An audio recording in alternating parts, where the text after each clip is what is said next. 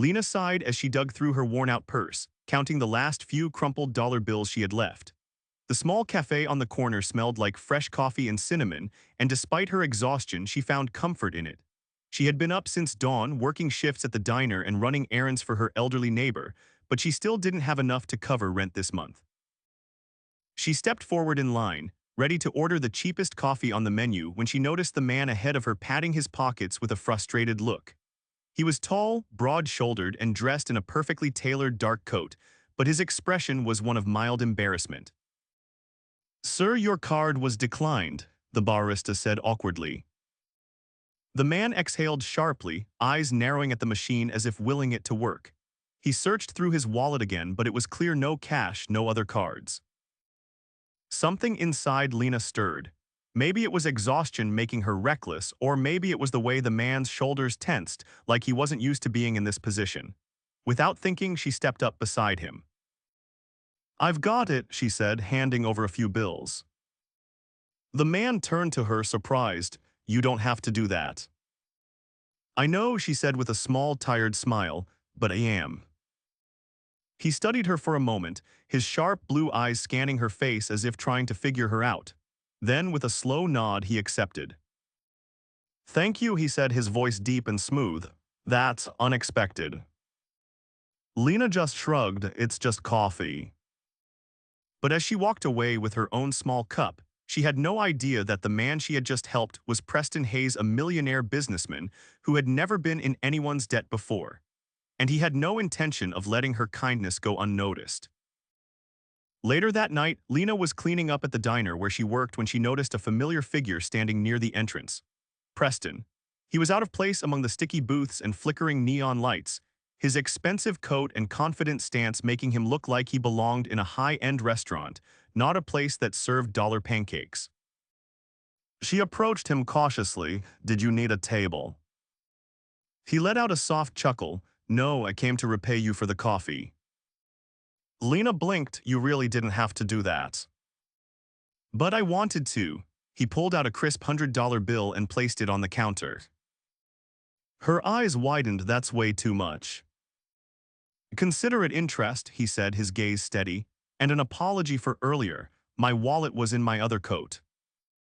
She stared at the bill, then back at him. "You're serious?" "Always." Something about him intrigued her.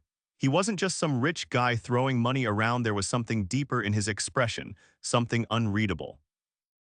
Before she could argue further, a group of customers walked in and she was pulled back into work. By the time she had a free moment, Preston was gone, but the $100 bill remained, neatly folded, as if waiting for her to accept it. And against all logic, she couldn't stop thinking about him. Lena hadn't expected to see him again. The moment at the cafe had been fleeting, just a simple act of kindness, nothing more. Yet, as she stared at the crisp $100 bill left on the diner counter, something inside her refused to ignore the encounter.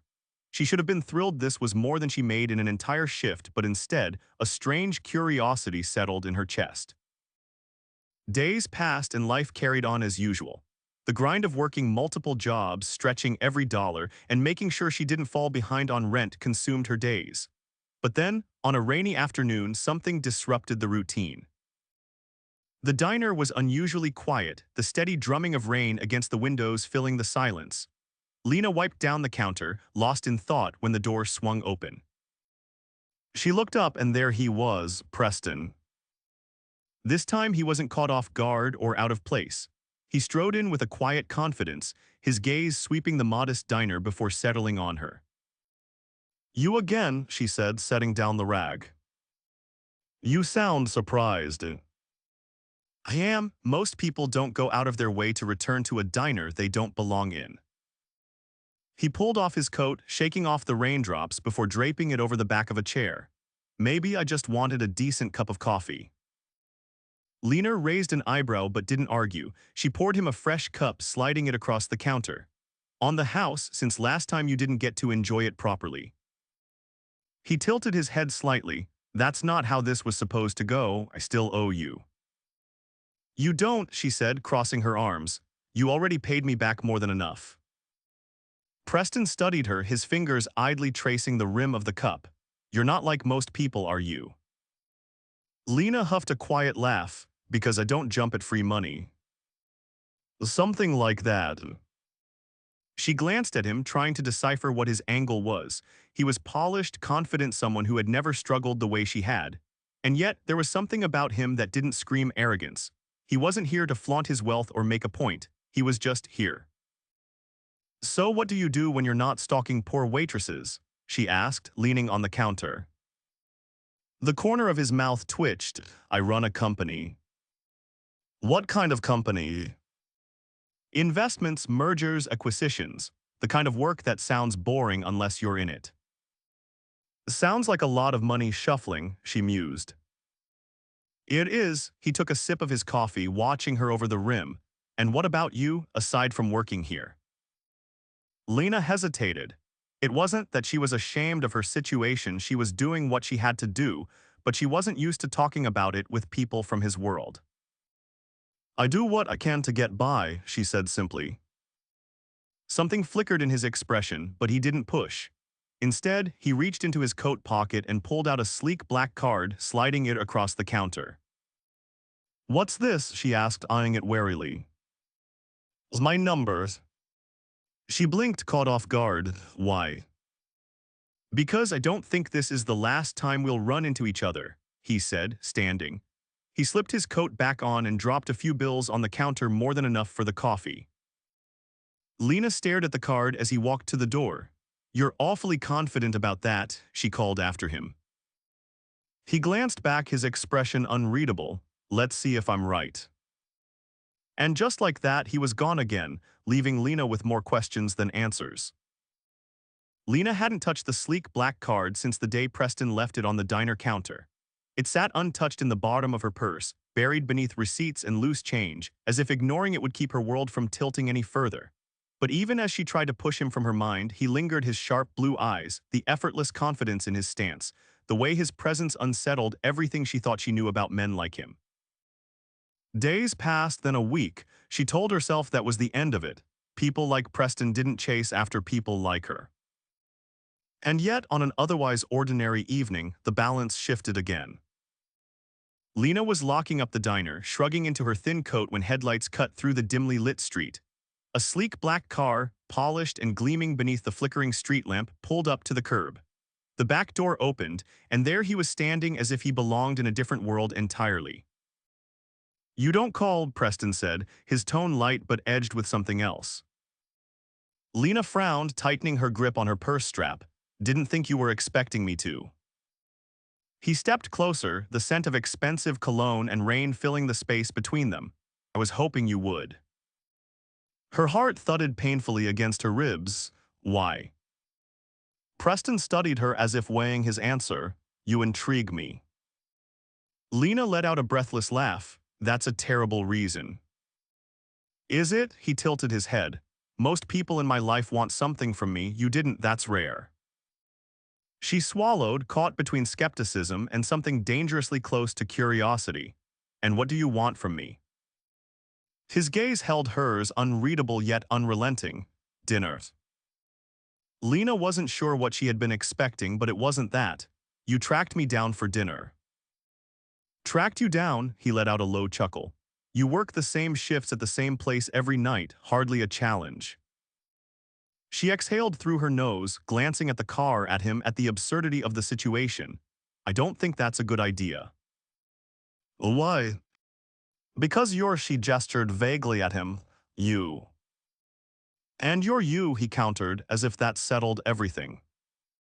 She hesitated, the weight of reality pressing against her. I don't have time for games, Preston. His expression shifted, something softer flickering in his eyes. Neither do I. The street was silent except for the distant hum of the city, the faint rustling of leaves in the cold night air. Something about the moment felt fragile, like a single wrong move could shatter whatever strange pull existed between them. You're serious about this? She asked, voice quieter now. Completely. Lena exhaled slowly, the practical part of her screaming that this was reckless, foolish. But another part, the part that was tired of barely scraping by, of routine and predictability, whispered that maybe, just maybe, it was okay to take a chance. Fine, she said before she could overthink it. One dinner. Preston's lips curved slightly, a glint of satisfaction in his gaze. Good choice. She rolled her eyes but stepped forward, allowing him to open the car door for her. As she slid inside, the scent of leather and something distinctly expensive surrounded her, making her acutely aware of how out of place she felt. Preston joined her, the door shutting with a quiet finality. And just like that, everything shifted again. The restaurant was unlike anything Lena had ever seen. Dimly lit chandeliers cast a golden glow over tables draped in pristine white linens, and the quiet murmur of conversation hummed beneath the soft strains of a live violinist. Waiters glided between tables with practiced elegance, their trays carrying crystal glasses filled with deep red wine. Lena sat across from Preston, feeling the weight of the moment settle over her. Everything about this place screamed exclusivity, wealth, a world she had never belonged to. Yet he looked completely at ease, leaning back in his chair, watching her with an intensity that made her stomach tighten. "You're uncomfortable," he observed, his voice low. Lena straightened in her seat, forcing herself to meet his gaze.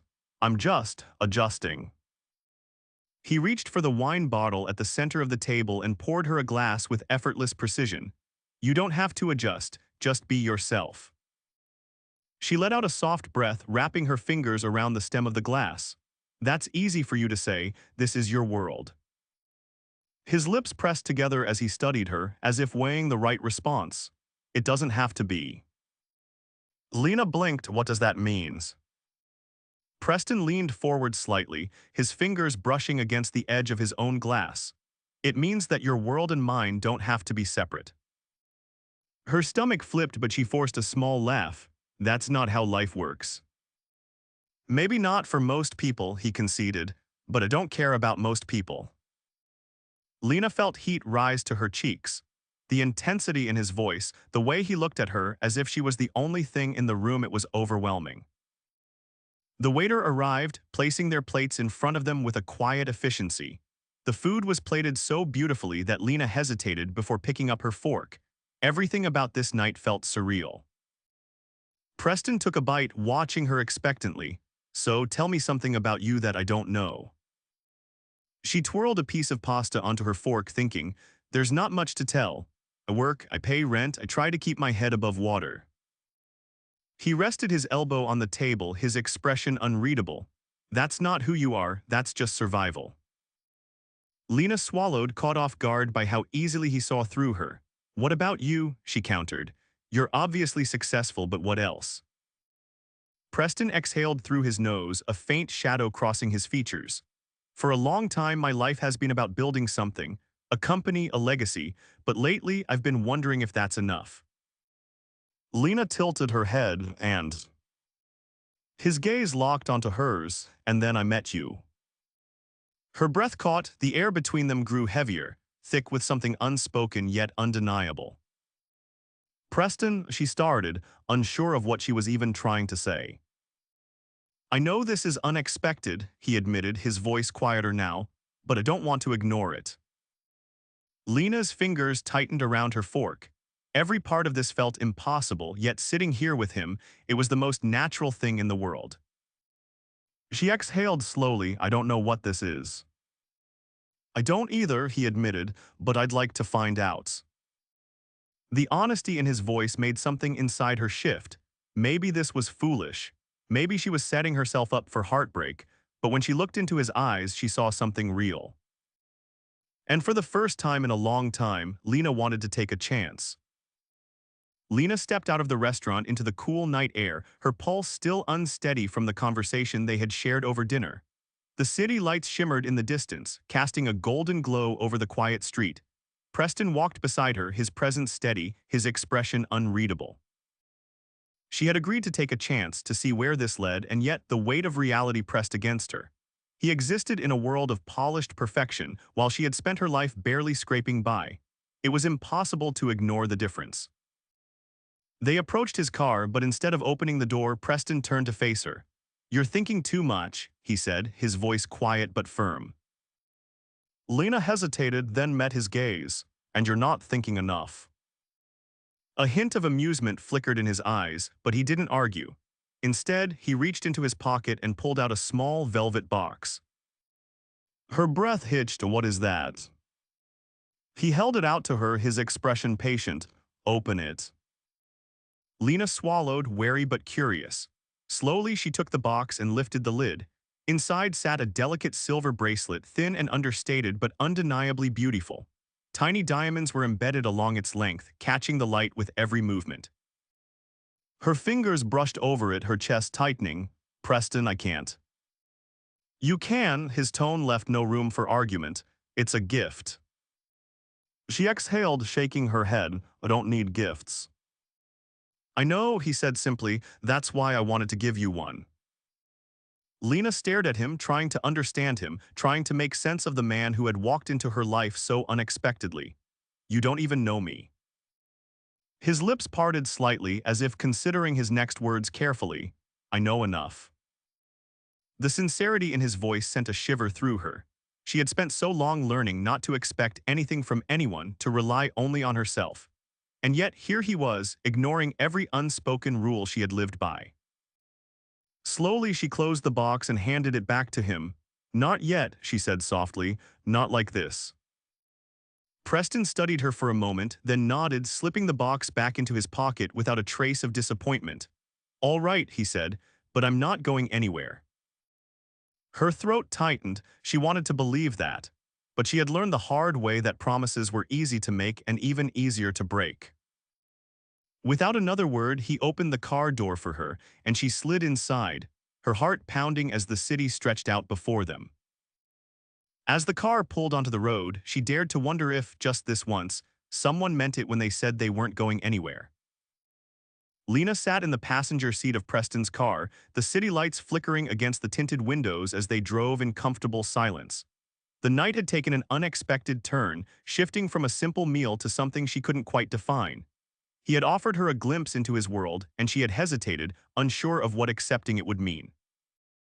Preston's fingers tapped lightly against the steering wheel as he navigated through the quiet streets. His presence was steady, unshaken by her reluctance. He wasn't pushing, wasn't demanding anything, just giving her space to process. It was unnerving in a way how patient he was.